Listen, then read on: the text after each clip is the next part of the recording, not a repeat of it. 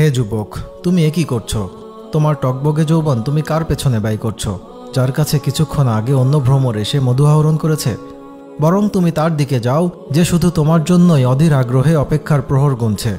ঠেকিয়ে দাও তোমার ললাট সেই রবের নিকট, যিনি আপন নূরের তাজাল্লি থেকে সৃষ্টি করেছেন এই অপসরীকে শুধু তোমার জন্য। তারপরও কি তুমি আল্লাহমুখী হবে না? তোমার জীবনাদর্শ হিসেবে ইসলামকে মেনে নেবে না? তুমি কি ইসলামের অমীয় সুধা পান করে চিরপ্রশান্তির জান্নাতের পথে আগুয়ান হবে না? যদি না হও তাহলে কি হারাবে তার খুব সামান্য একটু বর্ণনা দেই। তুমি কি জানো জান্নাত কি?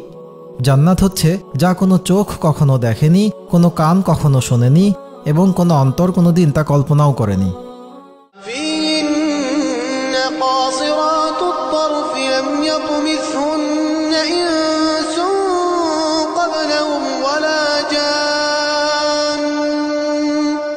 এই অফুরন্ত নিয়ামতসমূহের মধ্যে লজ্জাবনত নয়না ললন